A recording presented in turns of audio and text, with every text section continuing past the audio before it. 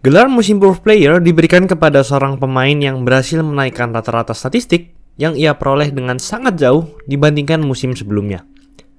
Musim kemarin seperti Julius Randle, lalu sebelumnya ada Pascal Siakam, dan mungkin musim ini Miles Bridges, Ja Morant atau Jordan Poole. Beberapa dari pemenang Most Improved Player ada yang memang tidak di-draft sama sekali pada saat NBA Draft angkatannya, atau di-draft namun di urutan yang rendah.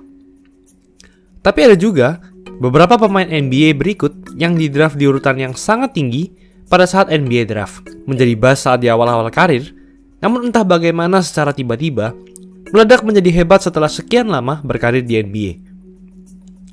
Akan kami bahas dalam episode kali ini, berjudul 4 pemain NBA yang bahas di awal lalu menjadi bintang. Sebelum lanjut, jangan lupa like dan subscribe ya. Simak ulasan berikut ini. Victor Oladipo. Oladipo masuk ke NBA pada NBA Draft 2013 ke Orlando Magic. Ia masuk di urutan pick nomor 2, sangat-sangat tinggi.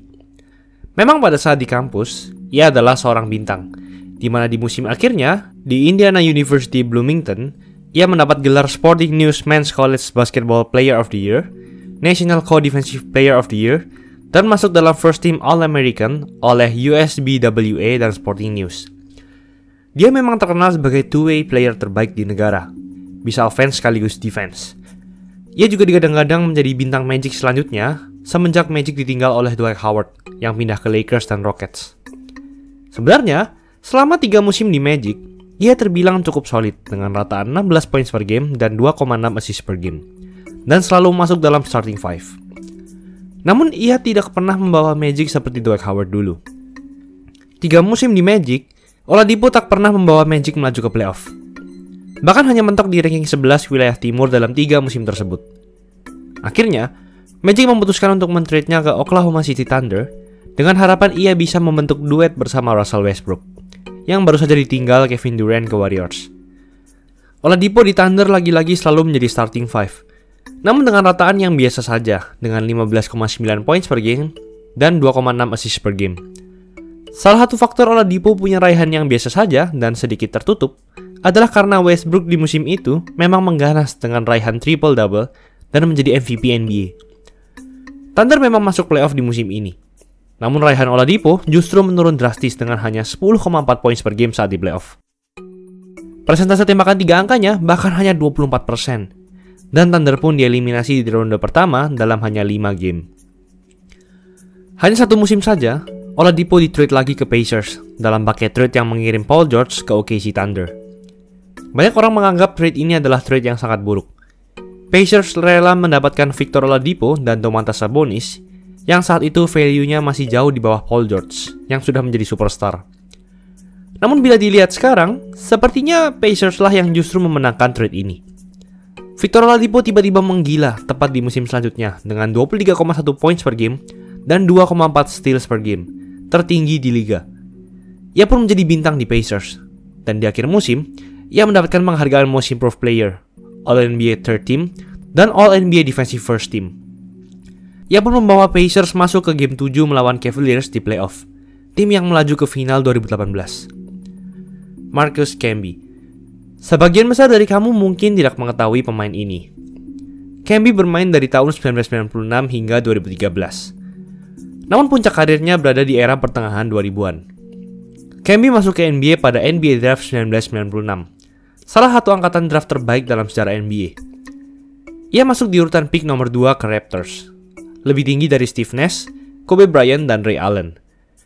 Sebenarnya, ia adalah pemain yang terbilang solid. Di musim pertamanya, ia mencatatkan 14,8 points per game dan 2,1 blocks per game. Terbilang hebat bagi seorang rookie dan sudah cukup untuk urutan pick nomor 2. Musim keduanya, bahkan ia menggila lagi dengan raihan 12,1 points per game dan 3,7 blocks per game, memimpin liga dalam perolehan blok tiap game. Namun ia di-trade ke New York Knicks pada 1998, dan ia pun harus bermain dari bangku cadangan di belakang Patrick Ewing. Akibatnya, statistiknya pun menurun dengan hanya 7,2 points per game dan 1,6 blocks per game. Ia merasa tidak suka awalnya karena dijadikan cadangan. Pada musim 2001-2002, Camby hanya bermain 29 game saja di Knicks karena cedera.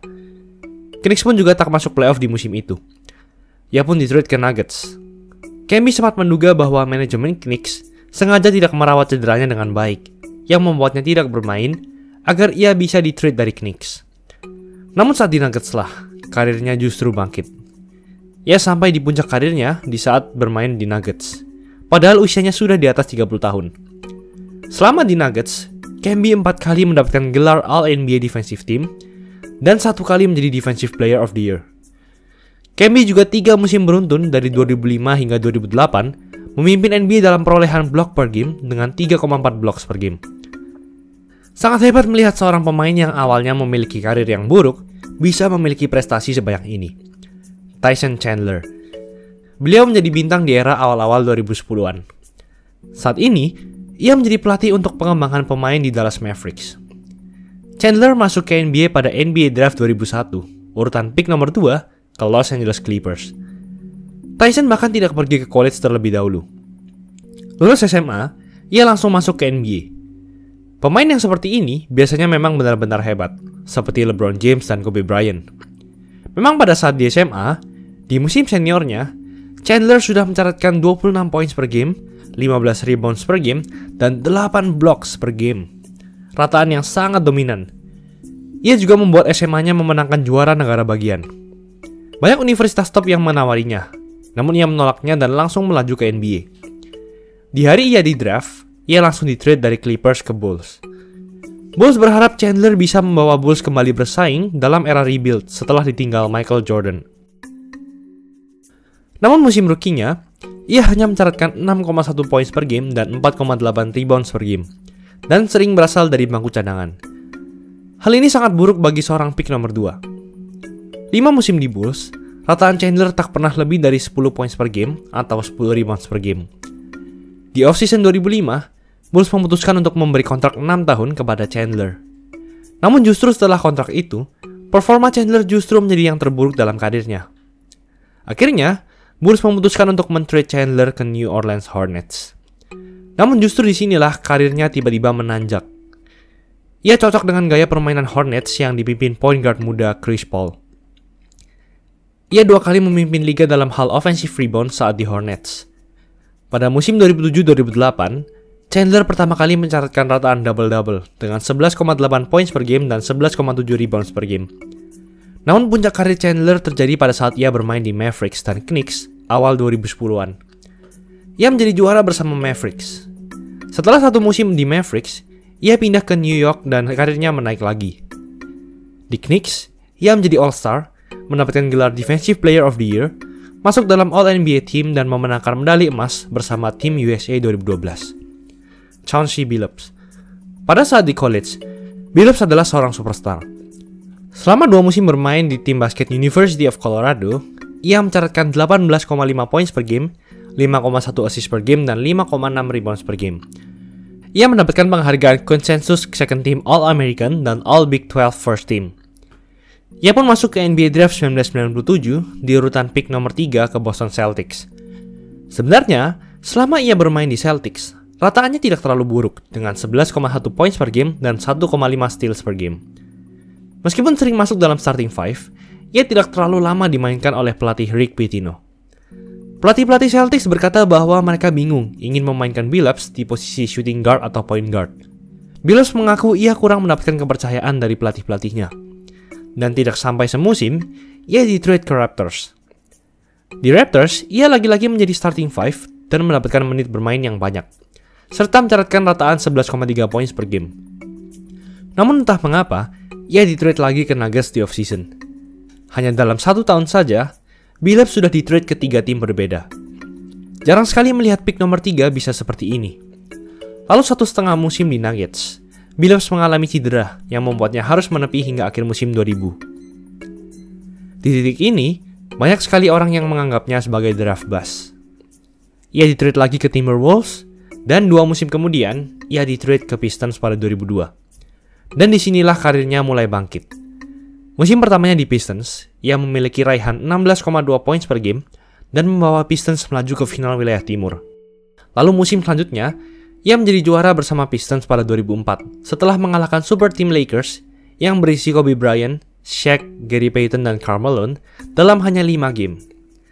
Billups pun menjadi Finals MVP, dan ia pun menemukan rumahnya. Ia mengakhiri karirnya dengan 5 kali menjadi All-Star, 3 kali All-NBA Team, 2 kali All-NBA Defensive Team, dan jersinya dipensiunkan oleh Detroit Pistons. Setelah banyak orang menganggapnya bust di awal karir, Billups berhasil membuktikan bahwa tidak ada kata terlambat dalam hidup. Itulah ulasan mengenai episode kali ini. Yo guys, buat kalian yang mau cari-cari jersey basket, langsung aja cek sosmed @easysportswear. Tersedia di Shopee, Instagram, dan Tokopedia. Kuy, buruan diserbu! Jangan lupa like, komen, dan subscribe agar channel ini bisa berkembang dan menghasilkan video menarik lainnya. Thanks for watching, I'll see you in the next video.